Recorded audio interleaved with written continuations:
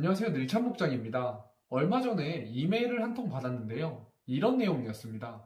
본인 농장이 몇 년 전까지만 해도 한우 70마리를 키우고 있는 한우 농장이었는데 현재는 사료값을 감당하지 못해서 빚이 생기고 소도 8마리밖에 남지 않았다.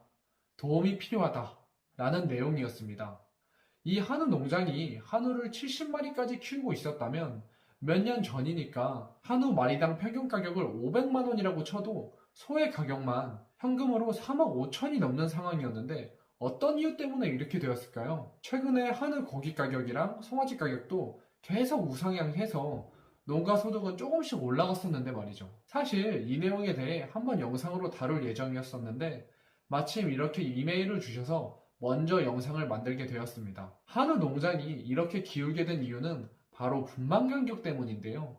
저는 이 얘기를 돈이랑 바로 연결지어서 직관적으로 와닿으실 수 있도록 두 개의 흥미로운 실제 사례와 함께 말씀을 드리려고 합니다. 사실 분만 간격에 대한 이야기는 이미 소를 키우고 계시다면 너무나도 많이 들어보셨을 겁니다. 강의나 교육 자료에서 많이 다루니까요. 그렇기 때문에 한우 번식 후 1년 일상 해야 한다. 암소가 공밥 먹는 공태일수를 줄여야 한다. 이런 이야기는 이제 너무 뻔하고 진부한 이야기가 되어버렸죠. 하지만 아쉬운 건 분만 간격을 왜 줄여야 하는지, 분만 간격이 줄어들면 농장에 어떤 이득이 있는지, 어느 정도의 돈을 더 벌어주는지에 대한 내용이 부족해서 저는 이렇게 한우 농장이 기울어가는 상황이 생겼다고 생각을 합니다. 제가 알고 있는 한 한우 번식 농장의 첫 번째 사례를 말씀드리겠습니다. 이 농장은 총 80마리 정도의 소를 키우고 있는데요. 이 농장은 외부에서 보면 사료 자동급이기도 있고 볏짚급이기도 있어서 현대화도 어느 정도 되어 있어 보이고 실제로 송아지 폐사도 거의 없는 농장입니다. 겨울에는 송아지 보온을 위해서 모든 칸마다 송아지 방을 구입해서 운영을 하실 정도로 투자와 노력도 하고 계시고요. 우사도 상당히 깨끗한 편에 속합니다. 그런데 여기 농장 사장님은 암소가 수정이 잘 되지 않는 것 같다 라고 말씀을 하셨었습니다. 하지만 실제로 분만 간격이 어느 정도인지는 정리를 해보신 적이 없더라고요. 그래도 농장의 수정 기록은 꾸준히 기록 관리하고 계셔서 제가 이 자료를 토대로 농장의 분만 간격을 엑셀로 한번 정리해드린 적이 있습니다. 결과를 먼저 말씀드리면 이 농장의 분만 간격은 424일이었는데요.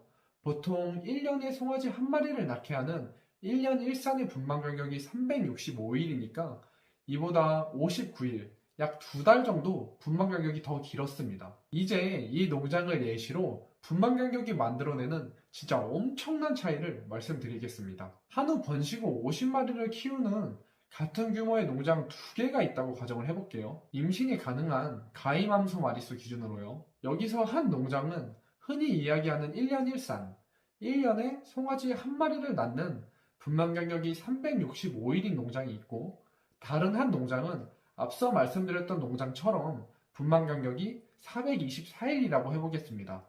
그렇다면 이 각 농장에서 1년 동안 분만되는 송아지의 마리수는 얼마나 차이가 날까요? 분만 간격이 365일인 농장을 A농장, 424일인 농장을 B농장이라고 했을 때 A농장은 당연히 1년에 송아지 한 마리씩을 낳으니까 년 송아지 분만두 수는 50마리일 겁니다. 하지만 B농장의 경우 1년에 송아지가 태어나는 마리수는 43마리밖에 되지 않습니다. 무려 7마리 차이죠. 7마리면 송아지 가격이 마리당 400만 원이라고 했을 때 2,800만 원의 매출 차이가 발생하는 겁니다. 누군가에게는 1년 연봉에 육박하는 금액이죠. 게다가 이 매출 2,800만 원은 사실 대부분 순수익이라고 봐도 무방합니다. 암소의 생산성이 더 높아졌을 뿐이지 추가로 들어가는 비용은 송아지 7마리의 사료값과 번식 후에 도다 먹이기 비용 정도밖에 없습니다. 더 중요한 건 이 차이가 1년이 아니라 매년 누적되면서 시간이 지날수록 더 큰 차이를 만들어낸다는 겁니다. 만약에 말씀드린 형태로 5년이 지나게 되면 송아지 총 35마리의 차이가 생깁니다. 송아지를 판매했다면 매출로는 1억 4천만 원의 차이가 생길 거고 만약에 송아지를 판매하지 않고 길렀다면 그 송아지가 커서 큰 소가 돼서 또 더 많은 송아지를 낳아줬겠죠. 어떤 농장은 별다른 특별한 게 없어 보여도 사육 마리수와 규모가 계속 늘어나고 어떤 농장은 규모와 두수는 꽤 커도 수익이 크지 않거나 빚만 늘어나는 실속이 없는 농장이 이러한 차이 때문에 발생하게 됩니다. 이번에는 또 다른 재미있는 사례를 말씀드려 볼게요. 한우 번식 농장에 번식 후 1년 일산을 하고 계시냐고 여쭤보면 사실 대부분 우리 집은 거의 1년 일산은 해 라고 말씀을 하십니다. 그래서 제가 알고 있는 농가 중에 우리 집은 거의 1년 일산은 해 라고 말씀해 주신 7농가의 모든 수정 기록을 정리해서 정확한 분만 간격을 계산해 본 적이 있는데요. 7개의 한우 농장의 실제 분만 간격은 이랬습니다. 1년 일산을 하고 있다는 농장 중에 실제로 1년 일산을 하고 있는 농장은 단 한 농장도 없었고요. 7개의 농장 평균 분만 간격은 403일이었습니다. 이렇게 어림잡아 내가 느끼고 있는 분만 간격이랑 실제 데이터는 이렇게 큰 차이가 있습니다. 그럼 왜 이러한 차이가 생길까요? 농장 전체의 평균 분만 간격을 계산할 때는 작년 3월에 송아지를 낳았고 올해 3월에도 정상적으로 송아지를 낳은 1년 일산을 한 암소만 데이터에 포함을 시키는 게 아니기 때문입니다. 실제로 수정을 하고 임신이 된 줄 알았다가 분만 예정일이 거의 다 돼서야 알고 보니 수정이 안 됐던 소나 재발정이 와서 수정을 두세 번 아니면 그 이상 시킨 소, 이런 흔히 우리가 농장의 문제아라고 부르는 소들까지 평균에 포함시키게 되면 실제로 분만 간격은 내가 생각했던 것보다 더 좋지 않게 나옵니다. 가축 경매 시장에 송아지를 내서 최고가를 받는 일도 중요합니다.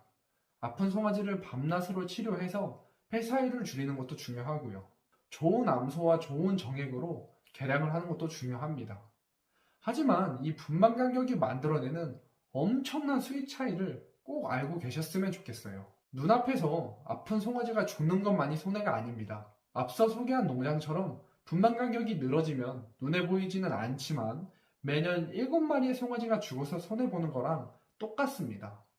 중형차 한 대 값을 매년 잃어버리는 거죠. 농장의 분만 간격을 아직 한 번도 계산해 보시지 않았다면 꼭 한번 계산해 보세요. 정리를 해보시다 보면 분만한 지 3달이 넘었는데 아직 수정이 안 들어간 소나 재발정이 와서 수정이 3번 이상 들어간 소, 이렇게 평균 분만 간격을 깎아먹는 소들이 눈에 보이실 겁니다. 분만 간격을 계산하는 방법은 영상이 길어질 것 같아 생략을 하고 예전에 제가 블로그에 남겨둔 글이 있습니다. 그 글의 링크를 이 영상 하단에 댓글로 남겨둘게요. 분만 간격을 계산해보고 싶은 분들은 댓글을 참고하시면 좋을 것 같습니다. 영상 끝까지 봐주셔서 감사합니다. 오늘도 행복한 하루 보내세요.